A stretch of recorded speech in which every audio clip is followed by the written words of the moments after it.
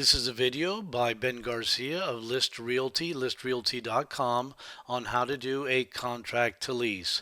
We're going to use Transaction Desk, and here is the URL, and you can log in. I will go ahead and log in myself.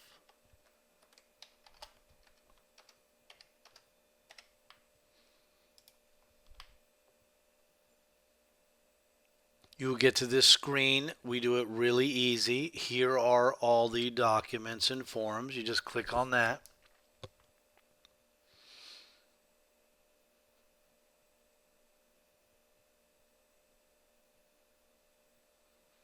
Okay, and then here are far bar leases, contract leases, and supplements. This is the ones we use. You click here. You see we use the latest one, CL-8. Okay, here you can come here and you can do a new one and create a new standalone form.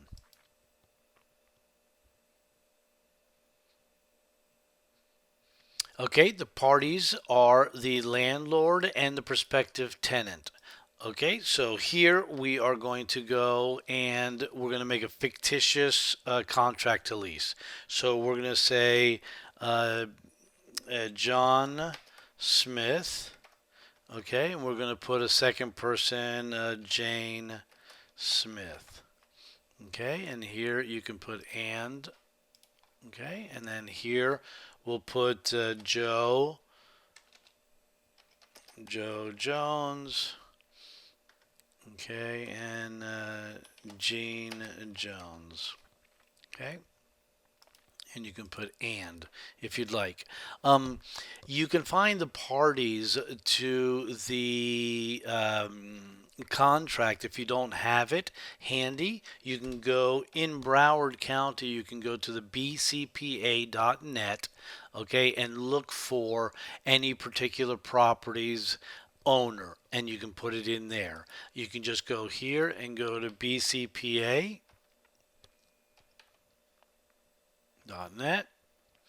Okay, you hit property search and you hit address. And then you put in the house address and you can find anyone's name. Okay, and then here you'll take that information. Super quick and easy way to do it. Okay, so when we're going to put in after the name, we're going to put in when do we want a lease executed by. So we want it no later than the next day. So today's the 28th. We're going to want that on the 29th. It's going to be very difficult for them to get a lease done by that time, but it gives us an out in the event that for some reason we're in the middle of this and the clients want to get out. Well, they were supposed to have a lease by the 29th, okay? And it also puts pressure on the landlord to go ahead and get things moving very, very quickly, okay? The lease will include the terms set forth in paragraph 3 through 12 of this contract to lease and other mutual agreeable terms. The landlord will prepare the lease in general. We will prepare the lease if we have the tenant. We'll do it on a voluntary basis. If sometimes the landlord's agent is out of the country or whatever, we can prepare it for them. That's not a problem. So a deposit. A deposit is different from a good faith deposit, from a deposit, like at the on a lease, like first, last, and deposit. So this is different. This is a good faith deposit, and it will go towards first month. So with the intention of entering into a lease, the tenant will have paid, we're going to put $3,000 deposit to, and we put TBA because we do not hold escrow. So we're looking to see if the other side, if the landlord's agent holds escrow. If not, we have an attorney at a title company that will hold escrow for us. So we do not need that $3,000 accompanying the lease. Okay, it's very important to know that we don't need that, because then if we get that money and then something happens and no one signs the contract at least and you deposit, then they have to wait, a week for it to clear and then get back, and now you have a very upset tenant. So we'd like to collect that after the contract to lease has been completely and fully executed. So in this particular unit, we're going to do 123 Main Street, anywhere USA. Um, 33317. Okay, so that's the property address. The property will be, you need to know if it's unfurnished or furnished. It's usually going to be unfurnished. The property will be used for residential purposes and occupied by only tenant and the following persons. So what we want up here are the people that are going to be paying um, for the lease. And then anybody here, grandma, grandpa, kids, you can put two children, um, 10 and 12, for instance. Okay? So they don't have to do an application. Now, if you had somebody older than 18, they would also have to do an application to make sure they don't have criminal background. Might not pull a credit on them because we're only concerned with these two people that are going to be paying for the rent. So then the lease term will begin on, we're going to say it's going to begin on the 1st. Okay, it's going to be quick. So it's 2021, and it's going to end the day before the 1st next year.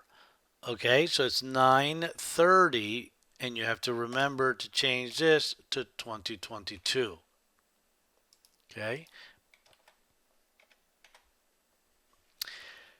money due before occupancy, that's going to be the total amount due before you move in.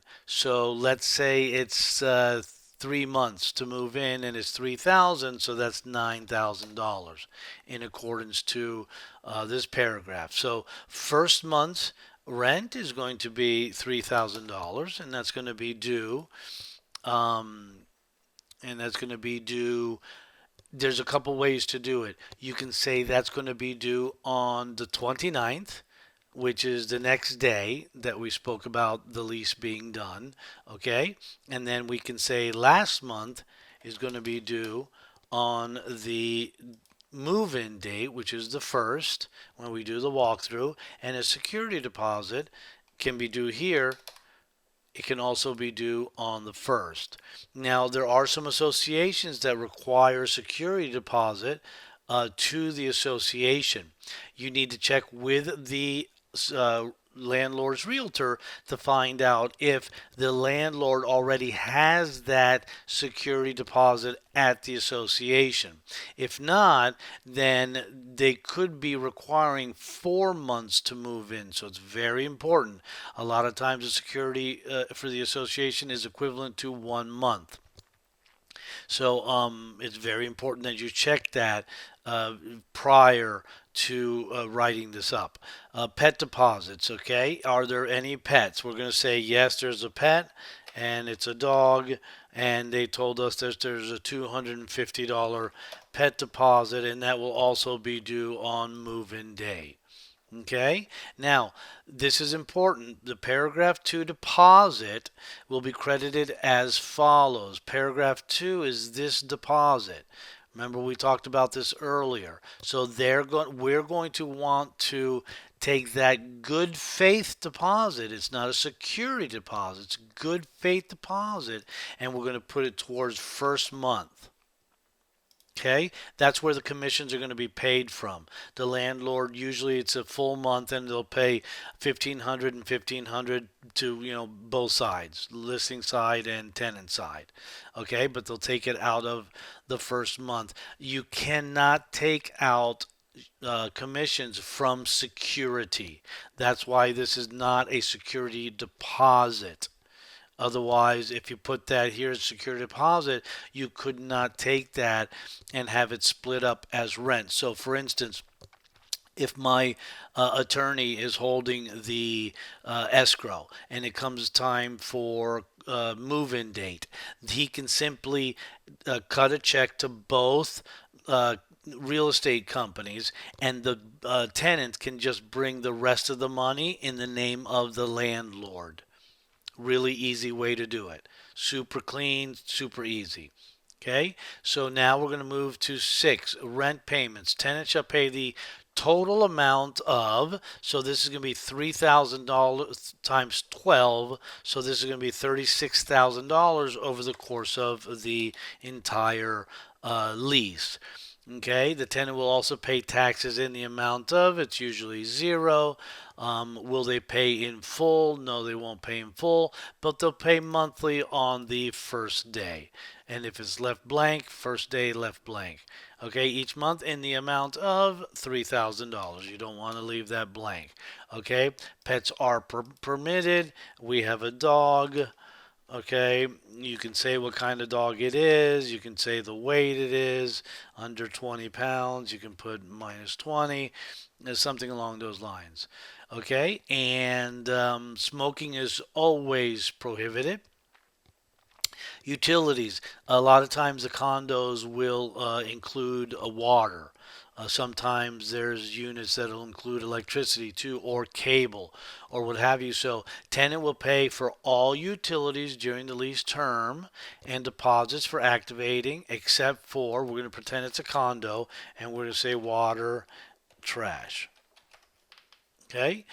Maintenance. This is important. Maintenance. Landlord will be responsible for maintaining and repairing a property, except for, and we just simply write repairs under $100. We keep it simple. They might want to change it and say repairs under $200. This eliminates them, getting called for every little thing. Okay, if the toilet stopped up and the plumber's going to charge $75, you got to call somebody out.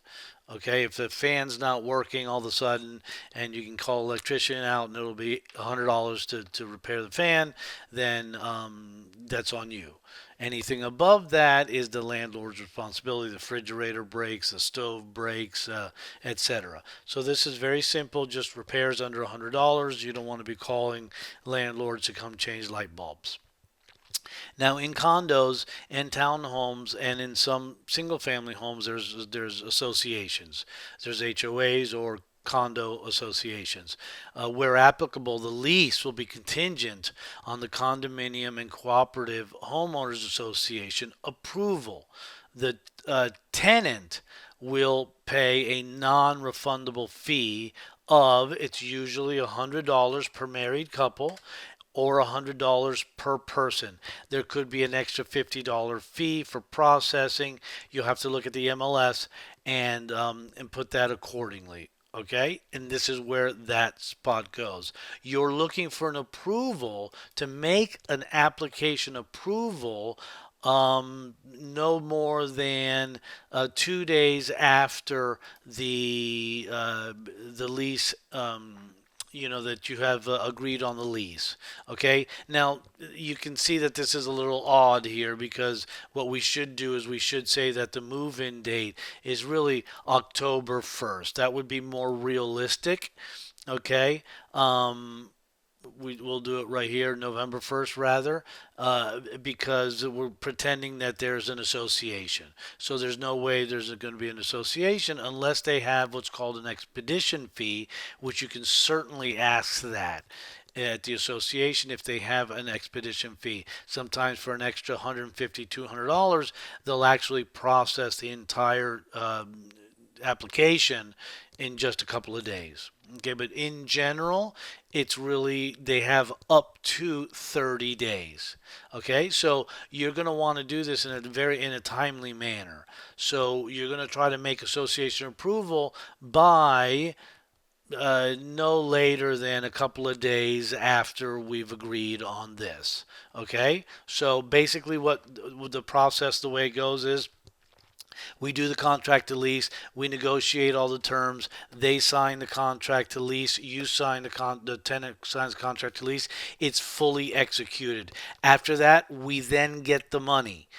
After we get the money and the money's deposited, we do the lease. Once we do the lease, we can then do the association application because the lease has to accompany the application. So without a lease, you can't even process the application work at the condominium. So additional terms might be something like landlord to paint kitchen wall or something like that, or change out a stove or something like that, or it might not be anything. Okay, and then prospective tenants' names go here. So the prospective tenants are Joe and Jean Jones. Okay, you want to always put that here. Joe and Jean Jones. Okay, the brokerage name in this case, we'll just put List Realty because that's ours. Okay, and then the landlord's name was John Smith and Jane Smith. So John and Jane Smith. Okay, and they'll be part of ABC Realty, right? And that's basically it. They will need to initial, landlord and tenant will need to initial on the bottoms of each of these pages, as you see here.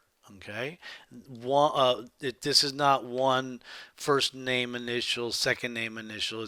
This is one initial. I'm sorry. This is for one person. So they put both initials here for one person and both initials here. So John Jones, JJ, Jean Jones, JJ.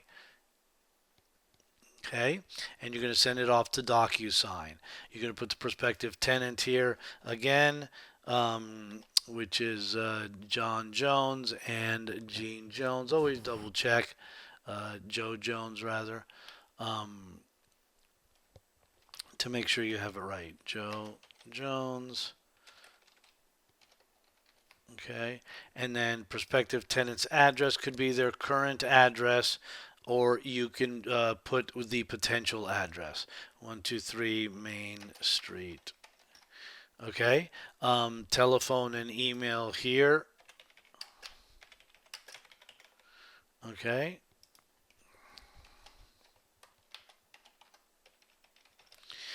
Okay, and then same for prospective landlord. You'll want to put the prospective landlord's information here. So the prospective landlord is John Smith and Jane Smith. Okay, so John Smith, and then Jane Smith.